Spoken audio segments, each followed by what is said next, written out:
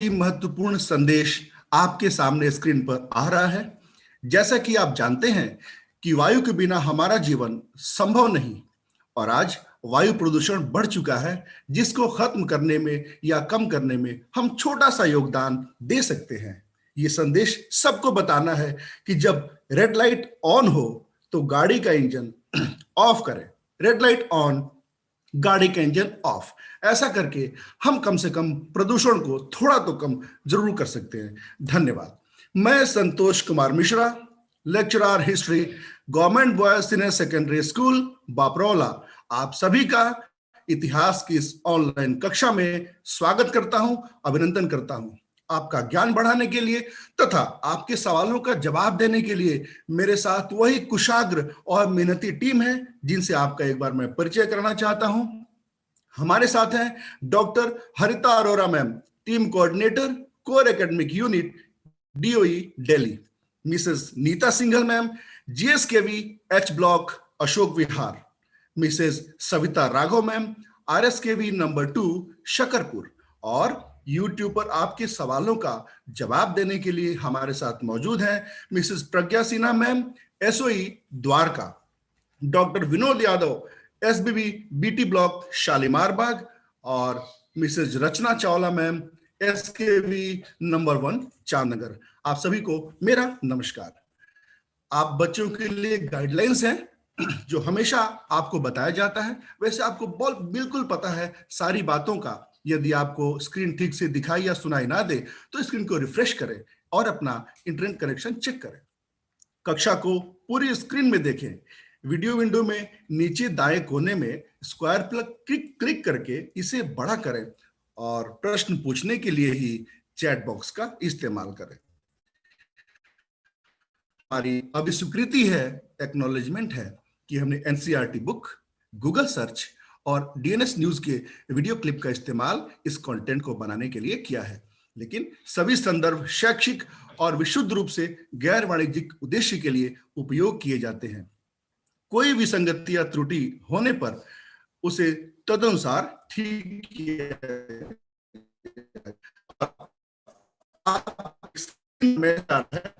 संबंधित हौसलों की तरकश में कोशिशों का तीर जिंदा रखो। हौसलों के तरकश में कोशिशों का वह तीर जिंदा रखो। हार जाओ जिंदगी में सब कुछ मगर जीतने की उम्मीद रखो। और इसी उम्मीद पर यह दुनिया कायम है। और भारत एक ऐसा देश है जिसने इस कोविड महामारी से बहुत अच्छे से मुकाबला किया है, लेकिन हमें यह मुकाबला जारी रखना है। 3 उपाय आपके सामने। सबसे पहले फिजिकल डिस्टेंसिंग, की दूरी बहुत है जरूरी। हाथ समय समय पर धोते रहें और अच्छी क्वालिटी का मास्क आप हमेशा जरूर पहनें। आइए अब देते हैं अपनी कक्षा को थोड़ी सी गति और आपके सामने आने वाला है चिर प्रतीक्षित कौन बनेगा इतिहासपति। स्वागत है Mrs Harita Arora ma'am, over to you. Thank you so much sir. A very good morning everyone. एक बार फिर कौन बनेगा इतिहासपति, जिसका आपको बेसब्री से इंतजार रहता है बच्चों। कौन बनेगा इतिहासपति में जो आपका यही वाला चैप्टर का सेकंड पार्ट है, इसके फर्स्ट पार्ट के जो आपके रिजल्ट्स हैं वो यहाँ आपके सामने स्क्रीन पर रिफ्लेक्ट हो रहे हैं। इस बार हमें टोटल रिस्पॉन्सेज मिले हैं 47,436, यानी नियरली 50,000। जो टॉप 10 यानी फास्टेस्ट फिंगर फर्स्ट है हमारी कौन बनेगा इतिहासपति के, उसमें पहले नंबर पर है नवीन कुमार, एसएससी जीएसवी शामनाथ मार्ग से। दूसरे नंबर पर है Khushi Phogat, government coed senior secondary school Bhorgarh से। तीसरे नंबर पर Bhanu Chandar, government Sarvodaya Vidyalaya lancer road से। चौथे नंबर पर जीजी triple S number 1 east of Kailash से निशा परवीन। पांचवें नंबर पर है Shivam Gupta, Ludlow castle number 2 से। छठे नंबर पर आजम शैफी, शहीद अमीचंद जीएसवी शामनाथ मार्ग से। सातवें नंबर पर है भावना, जीएसकेवी टिकरी कला से। आठवें नंबर पर राज अहिरवार, जीएसवी लैंसर रोड से। नौवें नंबर पर है ऋतु, जीजी triple S Mubarakpur Dabas number 2 से। और 10वें नंबर पर है हेमल रोहिला, जीएसकेवी नांगलोई से। लेकिन केवल ये ही विनर्स नहीं है, जैसे हर बार मैं कहती हूं, जो बच्चे अपने आप को इस क्लास के बाद टेस्ट करते हैं कि मेरी लर्निंग क्या हुई, वो भी विनर है, और जो उसमें और सुधार करते हैं वो उनसे और बड़े विनर हैं। तो बच्चों, करते रहिए, बढ़ते रहिए आगे। तो आज की जो हमारी ये श्रृंखला है उपनिवेशवाद और देहात, उसमें हम चलते हैं पहले हमारे वीडियो की तरफ। ये वीडियो हमने टोटली नॉन कमर्शियल पर्पस से, केवल एजुकेशनल पर्पस से डीएनएस न्यूज का हमने इस्तेमाल किया है। ये वीडियो हमें बताता है उस संथाल विद्रोह के बारे में, क्योंकि आज आप पढ़ने वाले कुदाल और हल, पहाड़िया और संथालों के बारे में। ये वो संथाल विद्रोह था जिसने अंग्रेजों के हाथ पांव फुला दिए थे। ये विद्रोह शुरुआती विद्रोह था जिसने भारत के पराक्रम को दर्शाया था। 30 जून 1855 में भगिनीडीह में संथालों ने विद्रोह करने का निर्णय लिया था। संथाल जनजाति जो कि उस एरिया में रहती है, बिहार और झारखंड के एरिया में, उसने इस विद्रोह का निर्णय लिया और यह विद्रोह कहलाया जाता है संथाल विद्रोह। इस विद्रोह का चाहे 1856 में दमन कर दिया गया, लेकिन इस विद्रोह ने लोगों के असंतोष को उभारा। इस विद्रोह का केंद्र था भागलपुर से लेकर राजमहल की पहाड़ियों तक, जो कि झारखंड, आज के झारखंड में पड़ता है। पहले ये सारा एरिया बिहार का था। विद्रोह का मूल कारण क्या था? विद्रोह का मूल कारण था कि अंग्रेजों ने जो जमींदारी व्यवस्था लगाई थी उसमें इन लोगों का शोषण हो रहा था, न केवल अंग्रेजों के द्वारा, न केवल जमींदारों के द्वारा, बल्कि साहूकारों और महाजनों के द्वारा भी, जिन्हें उस एरिया में दिक्कू कहा जाता था। इस विद्रोह का जो नेतृत्व किया वो थे सिद्धू, कान्हू, चांद और भैरव, जिन्होंने इस पूरे विद्रोह की नींव को संभाला था। और ये संथाल विद्रोह भागलपुर से वर्धमान के बीच जो रेल परियोजना थी उसमें संथालों से जब बेगारी करवाई गई, वो इस विद्रोह का तात्कालिक कारण बना। बेगारी यानी बंधुआ मजदूरी, जिसमें बदले में कोई पैसा नहीं दिया जाता, एक तरह से दास्ता की तरह होता है। और 30 जून 1855 में इन संथालों ने भगनीडीह में इन्होंने विद्रोह का निर्णय लिया, और ये जो है संथाल जो थे बढ़ते चले गए और अंग्रेजों के हाथ पांव फुला दिए गए, और अंग्रेजों को उनके ही कानूनों को बदलने पर मजबूर किया। इनका प्रमुख निवास स्थान संथालों का है कटक, पलामू, छोटा नागपुर, हजारीबाग, पूर्णिया, भागलपुर आदि। और परहा पंचायत वहां पर थी। आपस में एक तरह से एक अंडरस्टैंडिंग के संग सारा क्षेत्र चल रहा था। उन सारे क्षेत्रों पर इनके प्रतिनिधियों द्वारा शासन किया जाता था, और परहा पंचायत के सरदार हमेशा संथालों के हितों की रक्षा का ख्याल रखते थे। और ये सारी चीजें आपसी समझदारी के साथ, आपसी सामंजस्य के साथ ये सब कुछ चल रहा था। ये गांव के लोगों से, धार्मिक अनुष्ठानों में भी अगर हम देखें तो अपने लोगों से ही पुरोहित या पाहन का चुनाव करवाते थे। शांति से जीवन व्यतीत करने वालों के लोगों के जीवन में अंग्रेजों के आने से उनकी शांति भंग हो गई। और जो है, लेकिन लेकिन इस क्षेत्र में जब अंग्रेजों के द्वारा शोषण और अत्याचार के कारण विद्रोह चालू हुआ, तो जो संथालों का जो जनजाति जीवन था, अमीर, खुशहाल, शांतिपूर्वक, उसमें अंग्रेजों के आने से जो खलल पड़ा था, उसकी परिणति होती है इस विद्रोह में। भारत में अंग्रेजों के शासनकाल को औपनिवेशिक या उपनिवेश काल कहा जाता है। ये काल सन 1760 से 1947 तक का माना जाता है। और हम देखें तो संथाल लोगों की खुशहाली और इतने बड़े भूभाग पर उनका अपना खेती करना, और चाहे बसाया अंग्रेजों ने ही था दामिनी कोह नाम की उनकी जमीन पर, लेकिन अब अंग्रेजों की आंखों में वही चुभने लगा, और अंग्रेजों ने संथालों की जमीन को जमींदारों को देना चालू कर दिया। क्यों? क्योंकि उन्हें तो उनसे कर चाहिए था। तो इस विद्रोह का जो नेतृत्व होता है, जैसा मैंने पहले भी बोला, सिद्धू, कान्हू, चांद और भैरव ने किया। अब जब जमींदारों को इनकी जमीनें देनी शुरू कर दी, तो इस जमीन का वास्तविक अधिकार तो अंग्रेजों के पास रहा।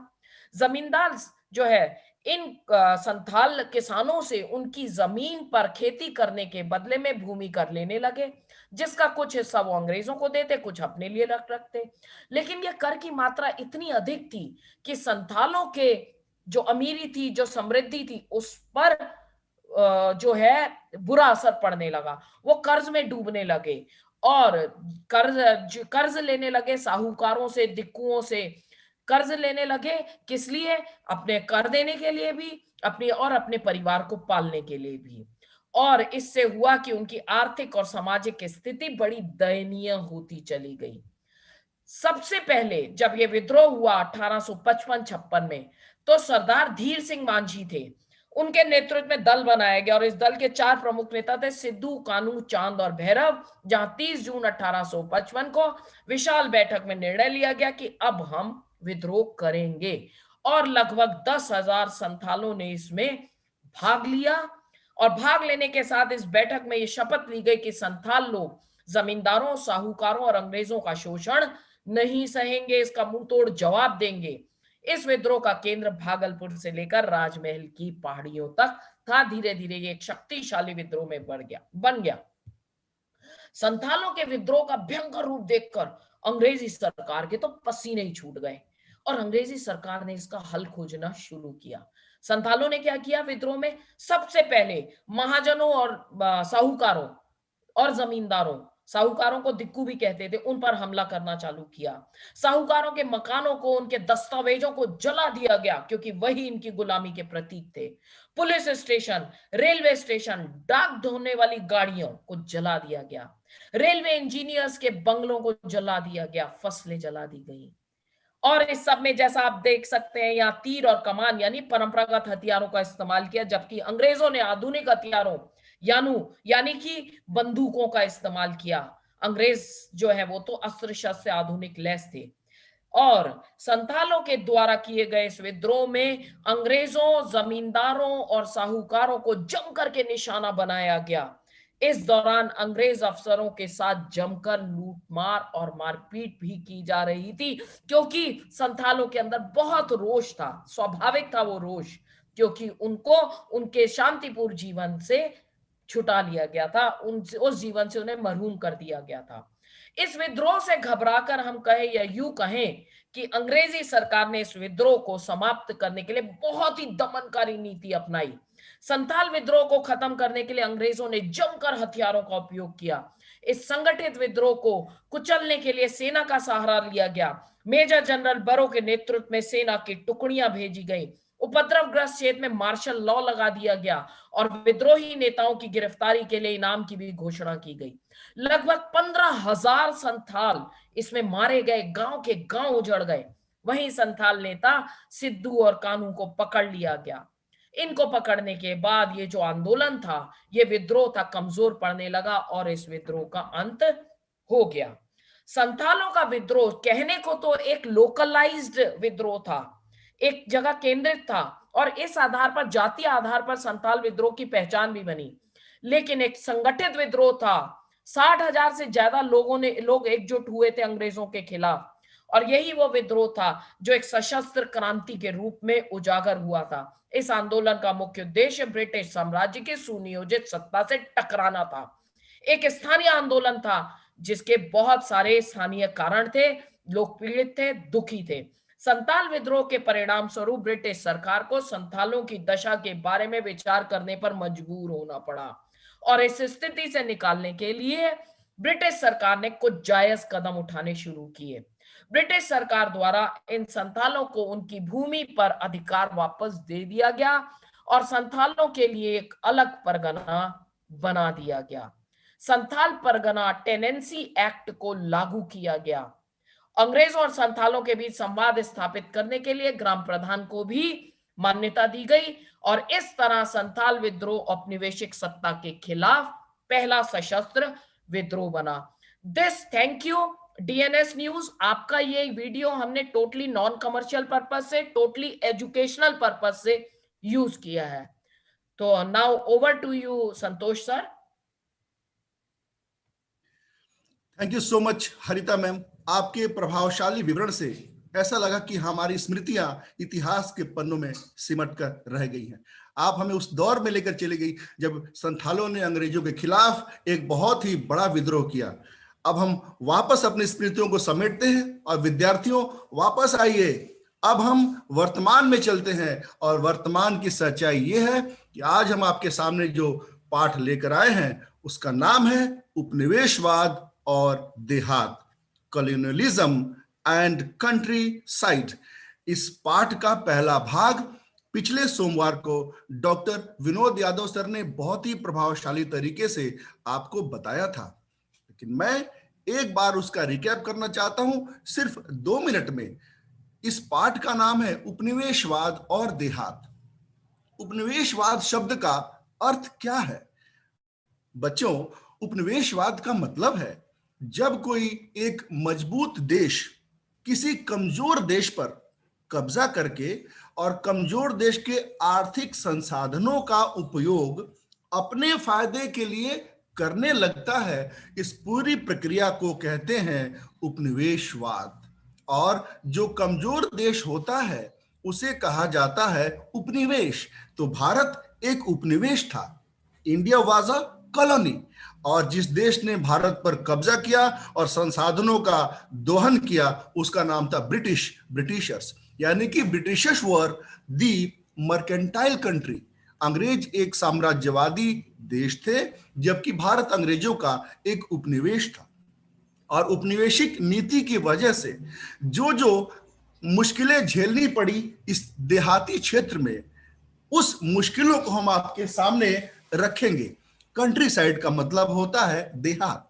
भारत में 2 पार्ट है, एक रूरल, दूसरा अर्बन। तो रूरल पार्ट में उपनिवेशिक नीतियों की वजह से जो परिवर्तन आए उसके लिए हम इस पार्ट में आइए देखते हैं आगे। आज हम क्या सीखेंगे? आज हम सीखेंगे कि फ्रांसिस बुकानन कौन थे, पहाड़ी लोगों का जीवन कैसा था, कुदाल और हल किन लोगों के प्रतीक थे, पहाड़ी लोगों के बारे में अंग्रेजों के क्या विचार थे, संथालों के आने से पहाड़ी लोगों के जीवन पर क्या प्रभाव पड़ा, दामिन ईको क्या था, संथालों ने अंग्रेजों के खिलाफ आखिर विद्रोह क्यों किया, और बुकानन की रिपोर्ट क्या थी।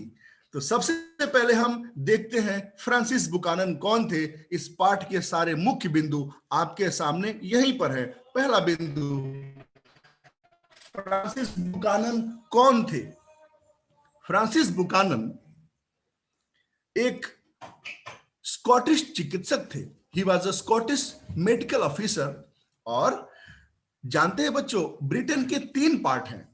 एक पार्ट है इंग्लैंड, स्कॉटलैंड और नॉर्थ आयरलैंड। तो स्कॉटलैंड जो है it's a part of Britain. तो स्कॉटिश चिकित्सक थे जो बंगाल मेडिकल सर्विस में कार्यरत थे। 1794 से 1815 तक कार्य किया। उस समय के तत्कालीन बंगाल के गवर्नर जनरल थे जिनका नाम था लॉर्ड वेलेस्ली। उनके सर्जन के रूप में काफी साल तक अपनी सेवाएं दी। और बंगाल सरकार ने देखा कि जॉन बुकानन एक बहुत ही कुशाग्र बुद्धि के, कर्मठ तथा अंग्रेजों के बहुत ही लॉयल यानी कि स्वामी भक्त थे। तो उनको चुना और निवेदन किया कि औपनिवेशिक नीति को फैलाने के लिए उनके लिए भूमि सर्वेक्षण का कार्य करें और अंग्रेजों के काम को आसान करें। उनकी रिपोर्ट के आधार पर का अध्ययन करते हैं। तो उन्होंने रिपोर्ट में क्या लिखा है, आइए हम आगे देखते हैं। सबसे पहले हमारा सब टॉपिक है कुदाल और हल, दी हो एंड प्लाउ। आखिर कुदाल और हल किनके प्रतीक थे, और क्या कुदाल और हल में संघर्ष चला, और अगर ये संघर्ष हुआ तो फिर जीत किसकी हुई? इन सभी बातों का जवाब अभी आपको मिलेगा, बस थोड़ा सा धैर्य रखें। आगे चलते हैं। अब आपको इतिहास से निकालकर मैं ले चलता हूं एक प्राकृतिक सुंदरता की जगह का, जिसका नाम है राजमहल की पहाड़ियां। राजमहल की पहाड़ियां झारखंड में स्थित है। बहुत ही सुंदर, प्राकृतिक सुंदरता से भरपूर, फल फूल से भरी हुई राजमहल की पहाड़ियों में ही इतिहास के काफी रहस्य छिपे हुए हैं।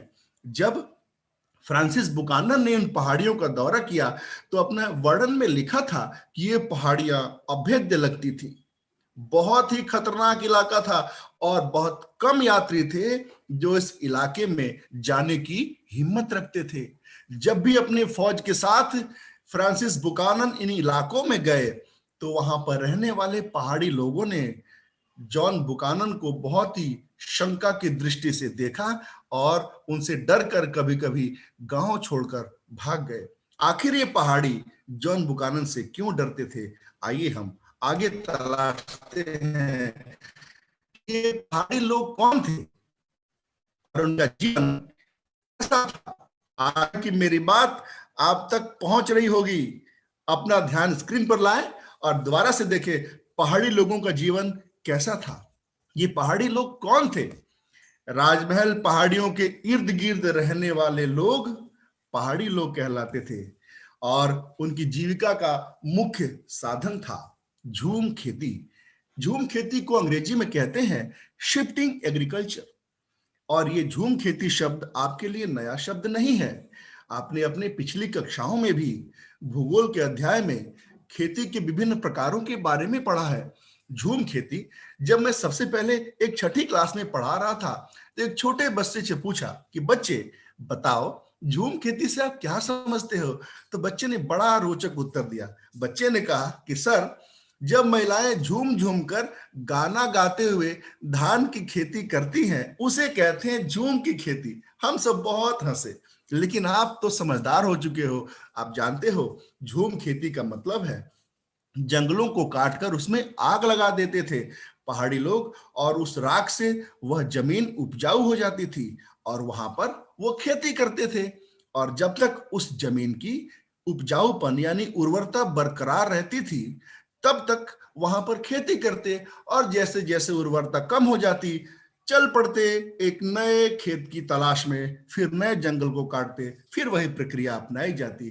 तो शिफ्ट कर करके एक जगह से दूसरी जगह जो खेती होती थी उसका नाम था झूम खेती। आगे देखते हैं और क्या करते थे।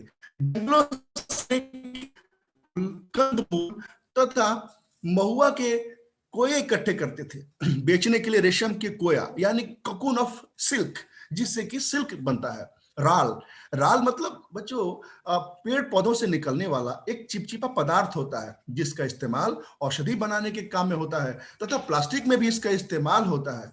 तो राल बेचते थे तथा लकड़ियां काटकर कोयला बनाकर बेचते थे। बहुत बड़े विस्तृत इलाकों में हरी भरी दूब उग आती थी। उनका पाश्चर्य यानी चारागाह के रूप में पहाड़ी लोग इस्तेमाल करते थे। और वो लोग बड़े बड़े नीम के इमली के दरख्तों के बीच अपनी छोटी सी झोपड़ी बनाकर बड़े चैन से जिंदगी बिताते थे। जब उनका मन करता आम की छांव में जाकर आराम करते थे। इनका जीवन पूर्ण रूप से जंगल पर ही निर्भर था, यानी जंगल इनकी माता थी, इनकी मातृभूमि थी, इनकी कर्म भूमि थी। और इतनी घनिष्ठता से आपस में जुड़े हुए थे कि कभी भी अगर आपस में कोई बात हो, लड़ाई झगड़ा हो जाए, तो कोई बाहरी आदमी उनके झगड़े को निपटाने नहीं आता था। ये अपने झगड़े स्वयं निपटा लेते थे। ये इतने अच्छे थे कि बाहर के लोगों को प्रवेश देना इनके लिए वर्जित था। लेकिन एक काम ये करते थे जो आसपास के लोगों को थोड़ा बुरा लगता था, और वो क्या था काम? ये आसपास के मैदानी इलाकों पर आक्रमण करते थे।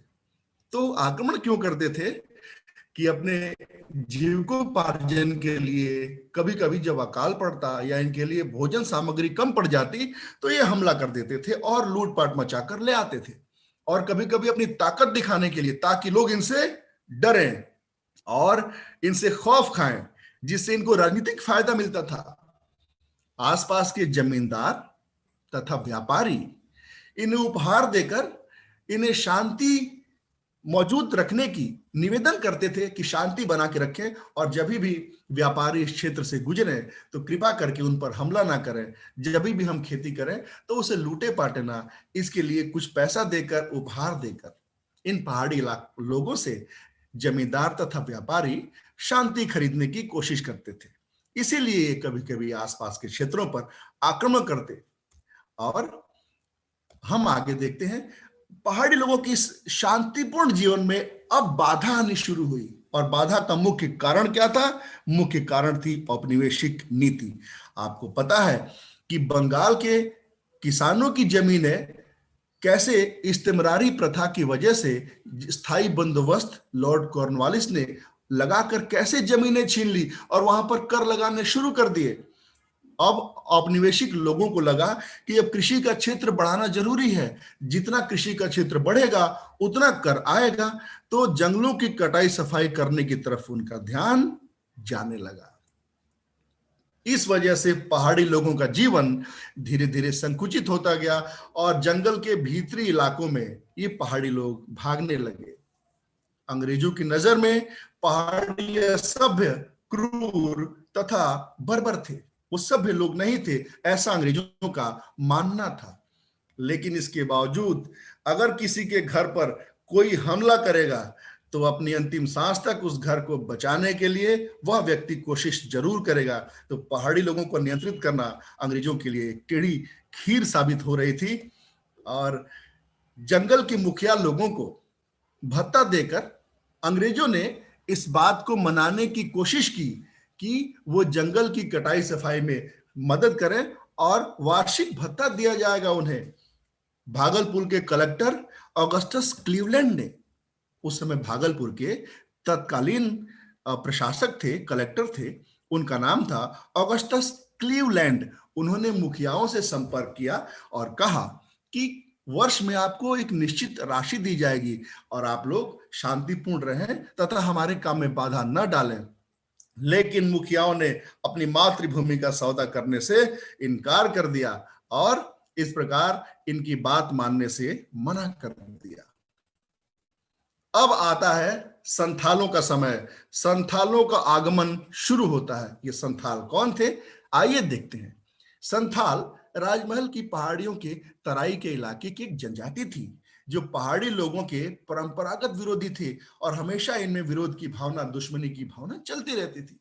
इनका काम था जंगलों की सफाई करना, इमारती लकड़ी काटना, चावल तथा कपास उगाना एवं जमीन जोतना इनका पेशा था। इसी दौरान अपना कार्य करते हुए, लकड़ी काटते हुए, कपास उगाते हुए जंगलों में घुस आए और निचले इलाकों पर संथालों ने कब्जा कर लिया। जोतने के लिए संथाली लोग हल का उपयोग करते थे, इसीलिए हल संथाली लोगों का चिन्ह माना गया। जब हमने कक्षा की शुरुआत की थी तो मैंने एक प्रश्न लिखा था कि हल आखिर किसके प्रतीक थे, तो हल संथाली लोगों के प्रतीक थे, क्योंकि वो हल से खेत जोतकर स्थायी कृषि करते थे, जबकि जो पहाड़ी लोग थे वो भूमि खुरसते थे कुदाल से। तो कुदाल पहाड़ी लोगों का प्रतीक बना, जबकि हल संथाली लोगों का प्रतीक बना। आशा है कि आप ये बात समझ चुके होंगे। हल संथाली लोग, कुदाल पहाड़ी लोग।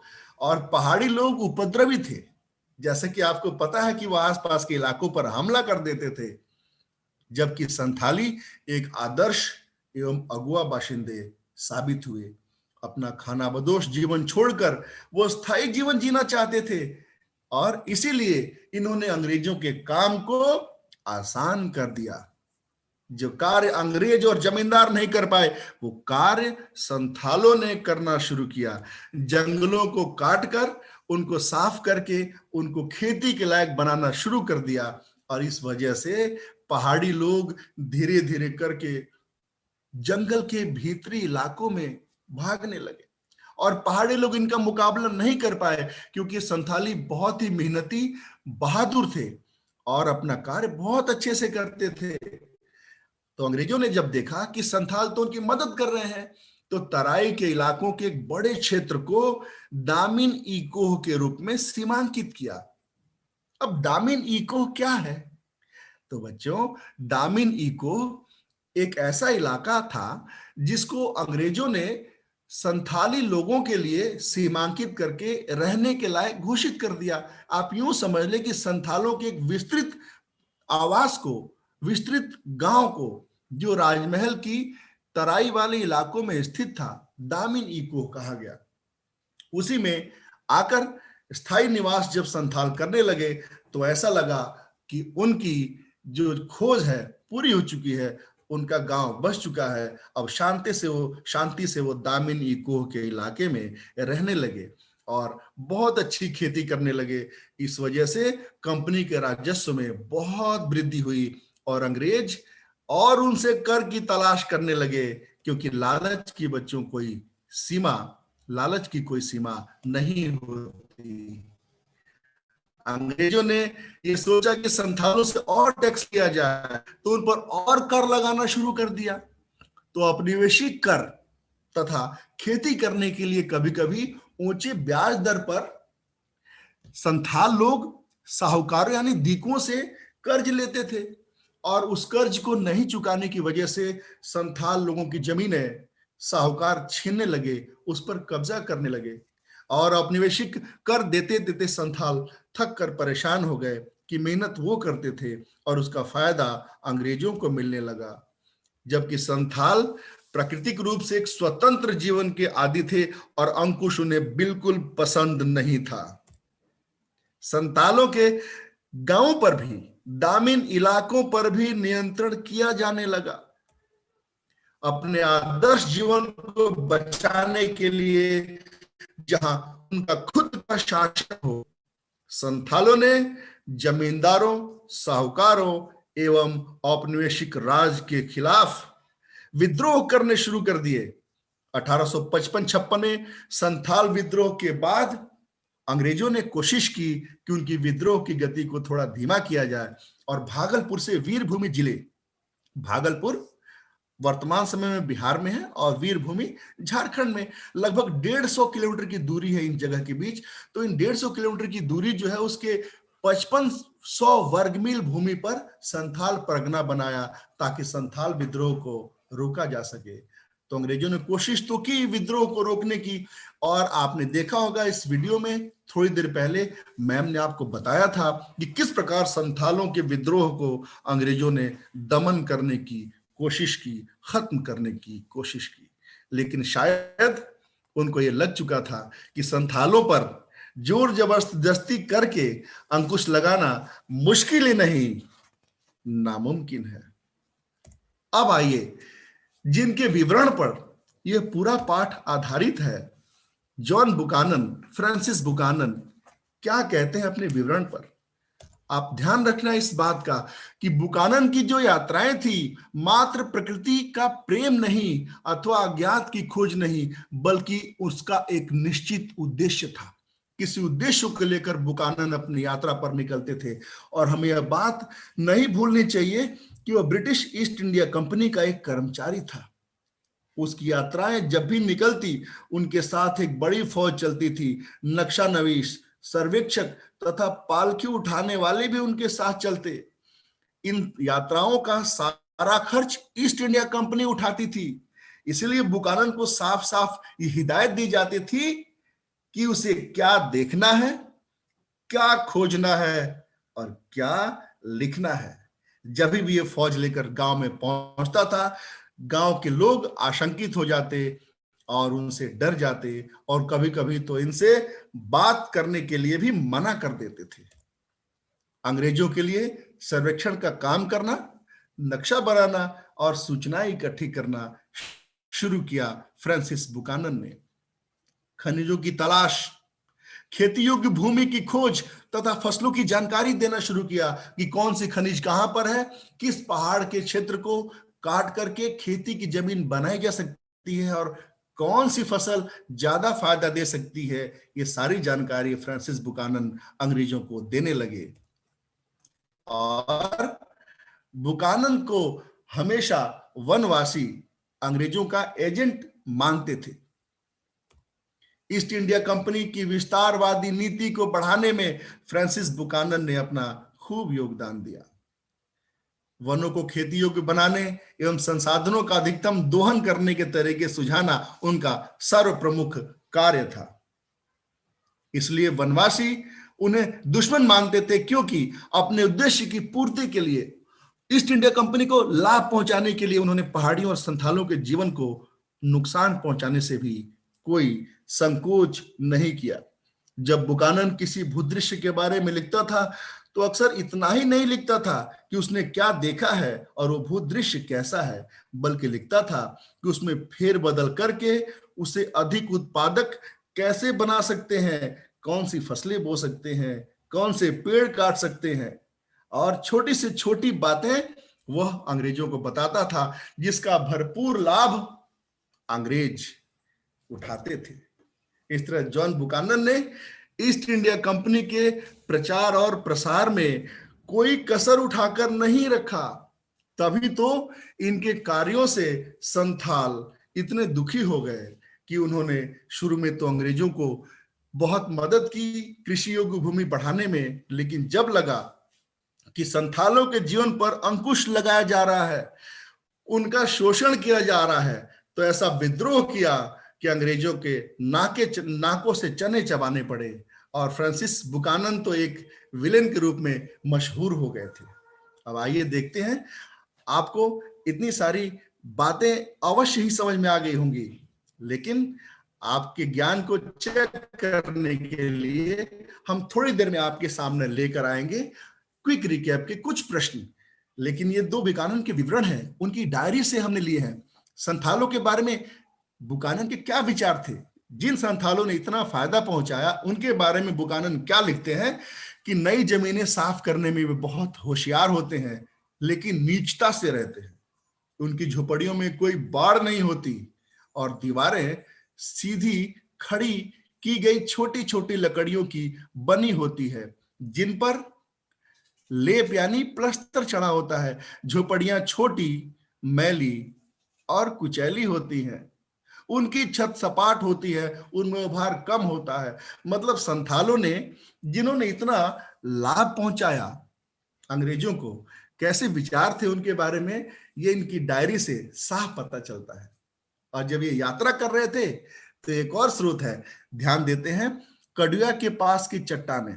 बुकानन की पत्रिका निम्नलिखित ऐसे प्रेक्षणों से भरी पड़ी हैं। आगे लगभग 1 मील चलने के बाद मैं, मतलब फ्रांसिस बुकानन, चट्टानों के एक शिला फलक पर आ गया, जिसका कोई यह एक छोटा दानेदार ग्रेनाइट है, जिसमें लाल लाल फेल्डस्पार, क्वार्ट्ज और काला अवरक है। वहां से आधा मील से अधिक की दूरी पर मैं एक अन्य चट्टान पर आया। वह भी स्तरहीन था और उसमें बारीक दानों वाला ग्रेनाइट था, जिसमें पीला सा फेल्डस्पार, सफेद सा क्वार्ट्ज और काल अवरक था। ये सारी बातें अपनी यात्राओं की लिखी है। और वनों की कटाई और स्थायी कृषि के बारे में जॉन बुकानन ने लिखा है, जब वो राजमहल की पहाड़ियों का दौरा कर रहे थे, कि गांव से गुजरते हुए बुकानन ने लिखा कि इस प्रदेश का दृश्य बहुत बढ़िया है। वहां खेती, विशेष रूप से घुमावदार संकरी घाटियों तथा धान की फसल, बिखरे हुए पेड़ों के साथ साफ की गई जमीन और चट्टानी पहाड़ियां सभी अपने आप में पूर्ण है। कमी है बस इस क्षेत्र में कुछ प्रगति की और विस्तृत उन्नत खेती की, जिसके लिए यह प्रदेश अत्यंत संवेदनशील है। यहाँ लकड़ी की जगह टसर और लाख की आवश्यकता अनुसार बड़े बड़े बागान लगाए जा सकते हैं। बाकी जंगल को भी साफ किया जा सकता है और इस प्रयोजन के लिए उपयुक्त न हो, वहां पनई, ताड़ और महुआ के पेड़ लगाए जा सकते हैं।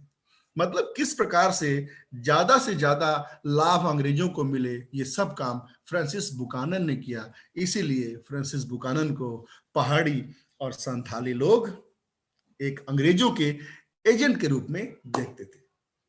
आज की डिटेल में आपके लिए बस इतना ही। अब चलते हैं आपके ज्ञान की परीक्षा लेने और आपके धैर्य की परीक्षा लेने। आपके लिए क्विक रिकैप लेकर आया हूं। Over to you Nita madam. Santosh sir, जी 2-3 क्वेश्चंस हैं बच्चों के। जी एक तो दामिन ने कोहो का क्या अर्थ है और राजस्व की समस्या क्या है? जी जी तो मैं बताऊं या आप बताएंगे मैम? जी जी बिल्कुल बताएं सर। जी बहुत बहुत धन्यवाद बच्चों, थैंक यू वेरी मच। आपने ये प्रश्न पूछा, दामिन इको क्या था? बच्चों, दामिन इको एक ऐसा इलाके के रूप में विकसित एक क्षेत्र था जहां पर संथालों के स्थायी निवास का प्रबंध किया गया था। अंग्रेजों ने राजमहल की तराई वाले इलाकों को एक सीमांकित कर दिया, चिन्हित कर दिया कि इन्हीं इलाकों में संथाल लोग रहेंगे स्थायी तौर पे और आसपास खेती करेंगे। संथालों को इन इलाकों में रहने के लिए खुली छूट दे दी गई कि आप रहिए, अपने स्थायी निवास के लिए झोपड़ियां बनाइए और अपना जीवन अच्छे से बिताइए।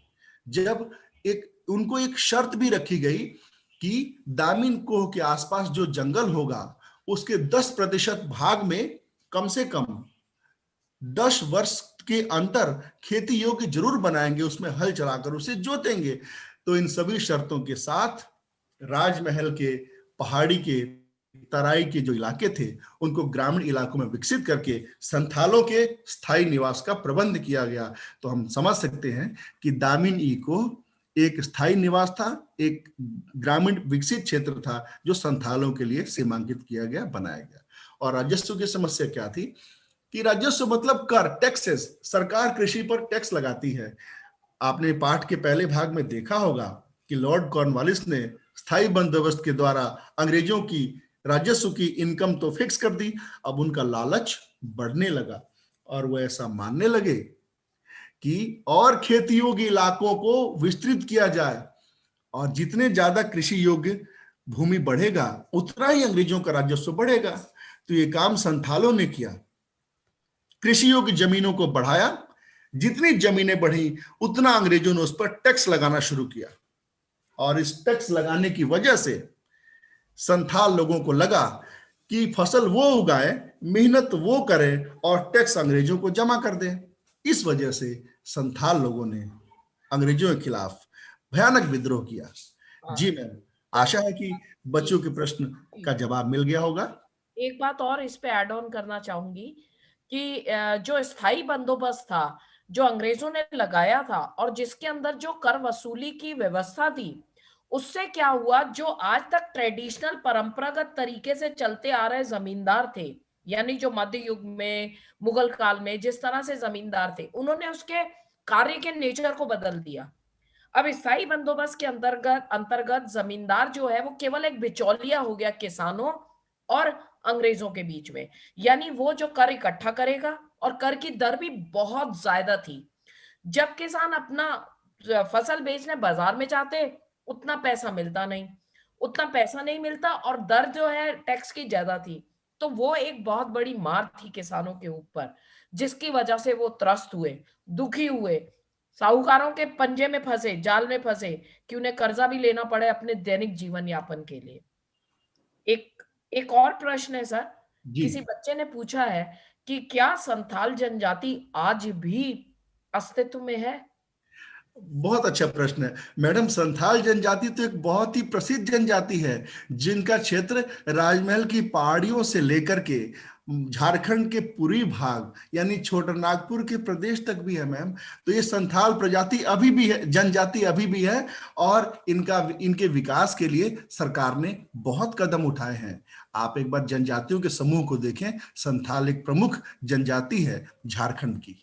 सर झारखंड ही क्यों, बिहार में हो गया, असम में भी कुछ इनका जो है, असम है, त्रिपुरा है, छत्तीसगढ़ है, उड़ीसा है, वेस्ट बंगाल है, और जी तो और नेपाल और भूटान में भी इनकी कुछ साइजेबल अमाउंट जो है ऑफ पॉपुलेशन नेपाल और भूटान में भी है। तो जी एक भारत के अंदर और भारत के आसपास के एरिया में मिलने वाली एक प्रमुख जनजाति है। जी, बड़ी अच्छी बात है। तो मैम, समय समाप्ति की तरफ अग्रसर है, लेकिन बिना समय को गवाए अब हम चाहते हैं कि नीता मैम आए और प्रश्नों के साथ बच्चों के ज्ञान को एक बार चेक करें। Nita ma'am, over to you. Thank you Santosh sir. और जैसे कि स्क्रीन पर हमारा ये प्रश्न था, तो बच्चे ऑलरेडी जवाब दे चुके हैं, फिर भी मैं एक बार इसको रिपीट कर देती हूँ कि फ्रांसिस बुकानन ने किस गवर्नर जनरल के शल्य चिकित्सक के रूप में कार्य किया? Lord Wellesley, Lord Cornwallis, Lord Mayo, Lord Hardinge. और बच्चों ने ऑलरेडी जवाब दे दिया है, तो लॉर्ड वेलेजली राइट आंसर। तो नेक्स्ट प्रश्न की तरफ बढ़ते हैं सर। तो नेक्स्ट प्रश्न है, किन लोगों को उपद्रवी बाशिंदे माना जाता था? Who were considered to be turbulent? A. Santhal, B. Pahadiya, C. दीकू और D. जमींदार। संथाल, पहाड़ियास, मनी लैंडर्स और लैंडलॉर्ड। तो बच्चे जल्दी से अपना जवाब दीजिए। और जैसे मैं देख रही हूँ कि जवाब आने शुरू हो गए हैं, तो सर जैसे ज्यादातर बच्चे जवाब दे रहे हैं कि बी, तो हमारा जो आंसर है, पहाड़िया लोगों को उपद्रवी बाशिंदे माना जाता था अंग्रेजों के पॉइंट ऑफ व्यू से, क्योंकि हमें जो उस समय जो भी रिकॉर्ड मिलते हैं वो मेनली डायरिया है बुकानन की, या उस समय के राजस्व के विवरण है। तो उनको पहाड़िया लोगों को माना जाता था। तो नेक्स्ट प्रश्न सर, तो नेक्स्ट प्रश्न है, राजमहल की पहाड़ियां किस प्रदेश में स्थित हैं? अभी तक बच्चे आप समझ चुके होंगे, आपके आंसर हैं ऑप्शंस में राजस्थान, उत्तराखंड, हिमाचल प्रदेश और झारखंड। तो बच्चे बड़ी तेजी से जवाब दे रहे हैं सर, बिल्कुल ठीक है जवाब आ रहा है, और हम इस प्रश्न का भी अपने ले आते हैं। तो बच्चे बिल्कुल ठीक, आपने बिल्कुल सही जवाब दिया और आंसर है झारखंड। तो सर आज का ये जो रिकैप है वो समाप्त होता है। Over to you Santosh sir. Thank you ma'am, इतने अच्छे तरीके से इतने अच्छे प्रश्न पूछने के लिए आपका बहुत बहुत धन्यवाद, और बच्चों का भी धन्यवाद कि उन्होंने बड़े अच्छे उत्तर दिए। अब बच्चों आपके लिए असाइनमेंट्स हैं, और आप बिल्कुल अच्छे तरीके से जानते हैं पहले प्रश्न को कि दामिन इको से आप क्या समझते हैं, what do you understand by Damin Ikoh, और ये प्रश्न तो आपके लिए बाएं हाथ का खेल है। दूसरा प्रश्न है, पहाड़ियों के जीवन यापन का संक्षिप्त विवरण दीजिए, पहाड़ी लोग कैसे जीवन जीते थे इसके बारे में बताएं, give a brief description on life of Pahariyas. इस बात का भी आपको पूर्ण रूप से पता है। अब चलते हैं अपने अगले प्रश्न की तरफ।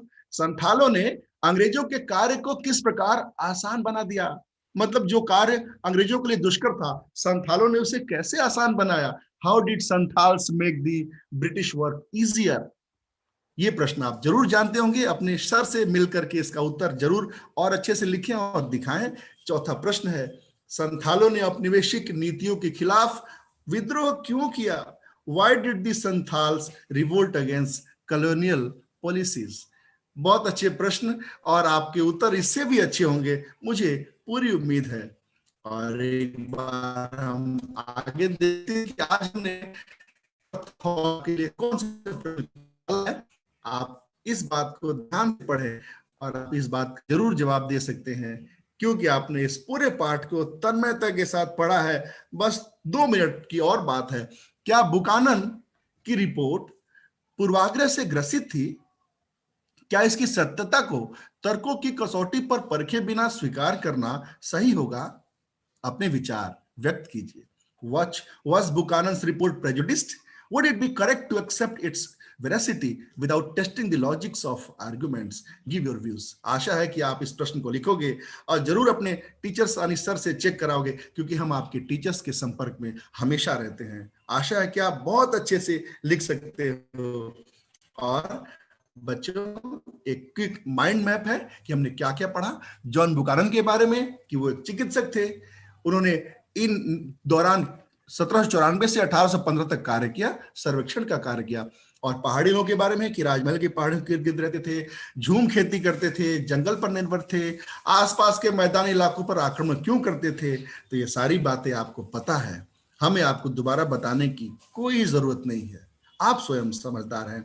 अब तीसरी बात संथालों के बारे में कि आदर्श एवं अगुआ बाशिंदे साबित हुए, स्थायी जीवन बिताना शुरू किया, और दामिनी को उनके गांव का नाम था, और अंत में संथालों ने अंग्रेजों के खिलाफ विद्रोह कर दिया। तो इन सब बातों को आप बहुत अच्छे समझ चुके हो बच्चों। आशा है कि इस पूरी क्लास में आपने बहुत अच्छे से पढ़ाई की होगी, और आपके जवाब से हमें पूरी बात पता चलती है। कुछ और बातों के साथ आपसे एक बार फिर होगी मुलाकात। तब तक के लिए मुझे और मेरी टीम को दीजिए इजाजत। अगली क्लास में 14/12/2020 को आपसे फिर मिलेंगे। तब तक अपना बहुत ख्याल रखें। बहुत बहुत धन्यवाद। आपका दिन शुभ हो।